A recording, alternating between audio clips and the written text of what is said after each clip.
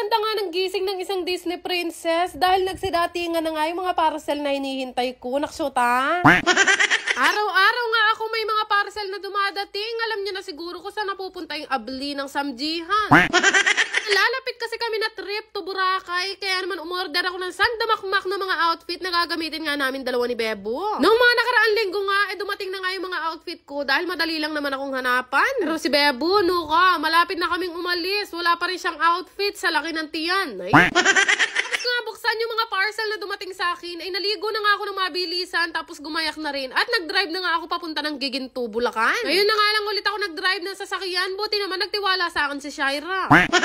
Nga ang tiwala sa akin yan kasi hindi naman ako nag-fixer. Charis! Loob nga ng ilang buwan na pagdadrive ko ng sasakyan, sa awa ng Diyos, isang tricycle pa lang naman yung nabangga ko. Charis! Yun na nga, nandito na nga kami sa may St. Agatha Square, Giginto, Bulacan, kung saan nga located itong salon na lagi ko pinupuntahan. Alam nyo na yan, ito nga pala ang The Salon by Marian Libiran. Sunod ko na nga rin si KTV dahil mukha na siyang 35 years old sa buhok niya, naksyuta. Rag talaga kasi ng bongga ang buhok ko. Simula nga nung nagsagasagala ako dahil sapak talaga ng spray net. Siyempre, hindi yung nakaka-Disney princess, kaya nagpunta na agad ako dito sa salon. Ngayong araw nga, nagplano nga kaming tatlo na magpa-dark ng buhok. Kasama ko rin kasi silang pupunta ng Boracay, kaya dapat very fresh lang ang atake namin dun. Na nga rin ako inabutan ng gutom, buti na lang nakapag-grab nga ako saglit. Pero wala ba nakakapansin sa inyo? Pumayat ako. Kung hindi nyo man napapansin, ako na lang ang babati sa sarili ko. Ay, Diyos ko, kasakit. Bilisan lang naman itong gagawin sa amin dahil magpapakulay lang naman kami ng buhok, tapos treatment na rin. Kung nga pakakabongga ngayong araw, marami na kasing naiinggit sa akin. Charis! Papasin nyo nga, dark na dark ang kulay ng buhok ko ngayon dahil yung buhok ko kasi napakabilis mag-light. O parang kailan nga lang nagpagupit ako, ngayon mahaba na naman. Kaya maya nga kaya pala tahimik itong kasama namin na si KTV. Aro, atin niya sigurong kapatid. Naman tiis, ganda kapag ka nagpapasalon dahil napaka-hapdi sa mata. O talaga titiisin ko kaysa naman mukha akong makuto, naksyuta. Sobrang dry na rin kasi ng buhok ko nitong mga nakaraang araw dahil mas madalas pa yata ako mag-spray net kaysa mag-shampoo.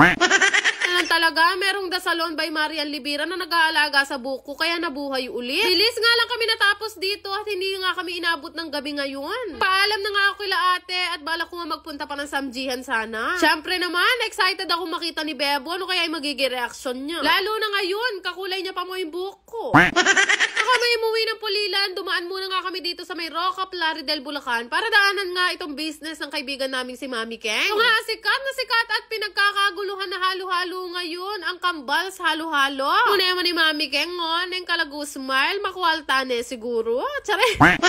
Nga namin doon, hindi niya muna kami tinanong kung ano yung order namin. Chinismis niya agad ako. Pero kasi nang halos isang buwan, ngayon na lang ulit kami nagkita nitong si Mami Keng. Alam, hindi naman talaga siya yung pinunta ko, itong halo-halo.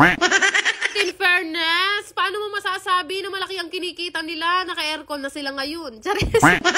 Ang dalawang kasama ko hanggang kanina, nagsusukatan na ng bewang. Susukutan sila ng size para daw sa Boracay, sobrang pitit nila. Tsaka sila naghalo-halo ngayon. Order ko nga this time, mango sago dahil lahat yata ng product nila dito, natikman ko naman na. Napalan ko na nga yung mukha ko, kinausap ko na si Mami Keng, hindi ba kayo naghahanap ng brand ambassador ng kambal sa halo-halo? Ben, nandito na ako, sakto nakadilaw pa mo ako. Guys, panigurado dayuhin at babalik-balikan nyo tong halo-halo nila kapag ka natikman nyo, iba talaga. Kaya nga nila, not your ordinary halo-halo. Madalang lang ako magsinungaling guys, kaya maniwala kayo sa akin. Dilim na nga at medyo tanga ang mata ko sa dilim, lalo na kapag ka nagmamaneho. Kaya nagpaalam na nga ako dito kay Mami Keng. Sabi ko sa kanya, ituloy na lang namin ang chismisan namin tungkol kay Anu kapag ka nagkita na ulit kami. Hindi nga matapos-tapos yung pagbababay namin sa isa't isa, naksyuta. Ayan, inabutan na tuloy kami ng dilim. Pero huwag kayo mag-alala, nakauwi naman ako ng safe at maganda, naksyuta. Yan lang naman, salamat!